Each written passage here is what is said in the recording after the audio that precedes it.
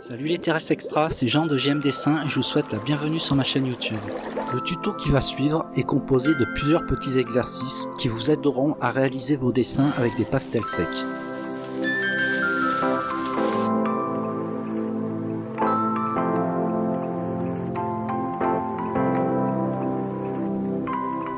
Il vous faudra aussi un cutter, des disques démaquillants, une estompe, une gomme crayon, une gomme normale aussi, un taille-crayon, un crayon à papier ou un critérium et bien sûr une feuille de papier à dessin.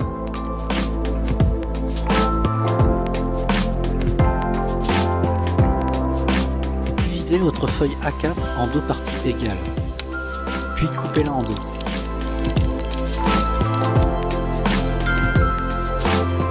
Maintenant matérialisez 8 carreaux.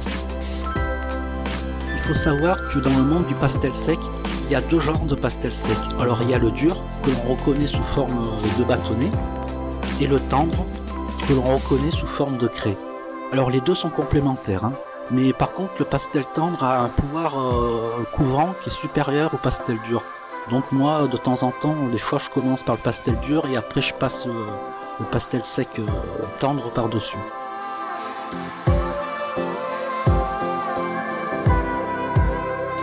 Maintenant prenez l'autre moitié de votre feuille. Alors je vais vous expliquer qu'un bâtonnet de pastel sec s'utilise de trois manières. Alors en utilisant la surface la plus longue, la plus large, quoi, vous pouvez étendre des aplats pour couvrir une large zone. Ça c'est pour des surfaces assez grandes. Après en utilisant la partie du bâtonnet moins large, vous pouvez étendre des tracés épais et doux. Alors moi je l'utilise souvent, hein, la deuxième façon. Par contre, vous pouvez aussi utiliser les arêtes pour dessiner avec plus de précision. Alors moi, pour dessiner avec plus de précision, franchement, je prends mes crayons, quoi. Mais bon, ça peut servir si vous avez des crayons dans la même gamme de couleurs. Pour ne pas salir bêtement sa feuille, il y a une petite astuce. Alors, un droitier doit commencer à dessiner en haut à gauche, vers la droite, et un gaucher en haut à droite, vers la gauche. Il faut faire la même manip en descendant.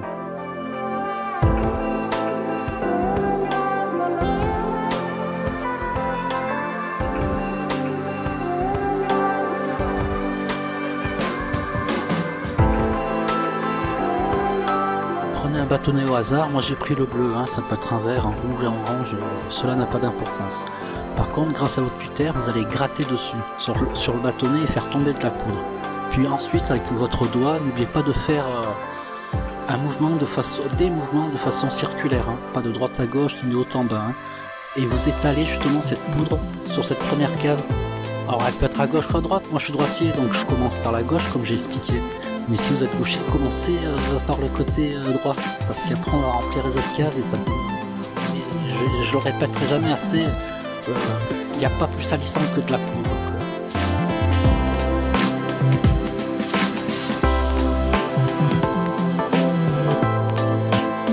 Si vous voulez retirer superficiellement de la matière, il y a une gomme qui est magnifique qui s'appelle la gomme mie de pain.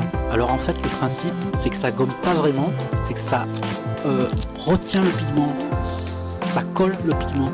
Voilà, c'est pour ça que c'est superficiel. Mais ça permet par exemple de faire un halo autour d'une source lumineuse par exemple, pourquoi pas. Par contre la vraie gomme, la gomme crayon, là c'est vraiment du gommage. Vous allez pas retirer superficiellement de la matière. Je vais faire un petit truc à côté, une petite étoile dans une des cases et je vais vous montrer. Je vais vous créer le halo et grâce au crayon à papier, je vais faire l'étoile. Voilà quoi. Vous allez voir par la suite.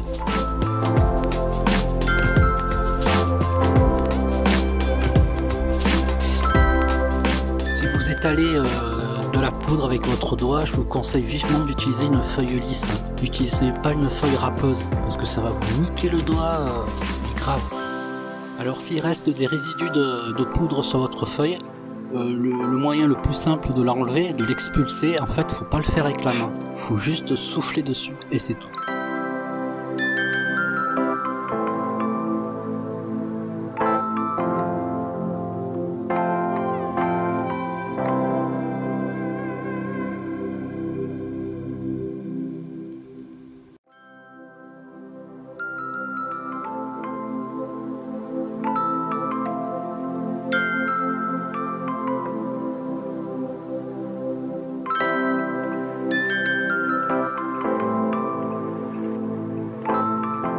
découvrez de vilaines traces, alors pas de panique, hein. Ne surtout pas utiliser votre gomme. Vous prenez votre gomme mie de pain, bien sûr propre, et vous tamponnez dessus.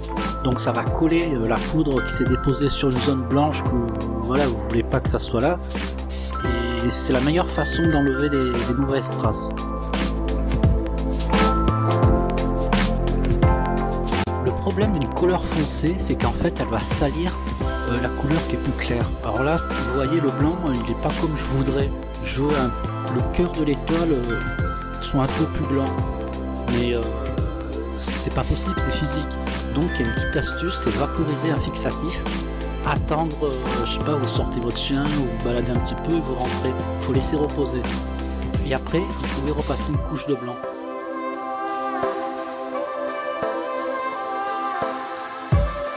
Vous pouvez aussi étaler la poudre de votre pastel sec grâce à un disque démaquillant.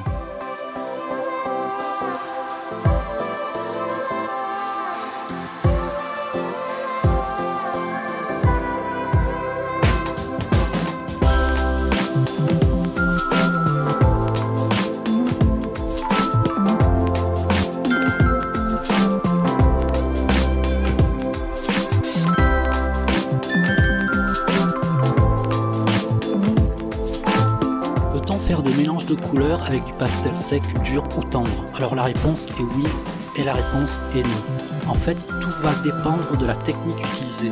Alors si vous superposez bâtonnement, par exemple je montre avec les bâtonnets, ça va pas donner quelque chose de très mélangé et de très agréable.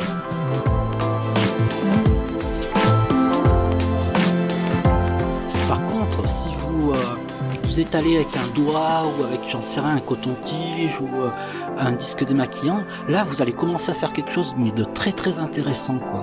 Même si avec le bâtonnet vous servez du bâtonnet pour la base.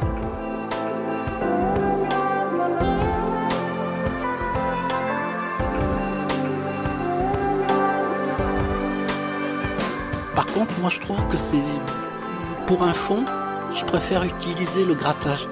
C'est-à-dire que je vous montre, là justement, je gratte un petit peu de toutes les couleurs comme j'ai envie, et vous regardez, au bout d'un moment, ben, en fait c'est mélangé. Le rouge à côté du jaune, ça va donner du orange, et ainsi de suite. Le bleu à côté du jaune, ben, comme par hasard, ça va donner du vert. Donc oui, on peut mélanger.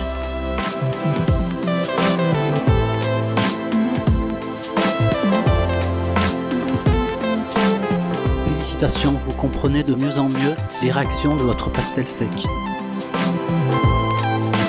Merci d'avoir regardé ma vidéo jusqu'au bout et à bientôt sur ma chaîne YouTube.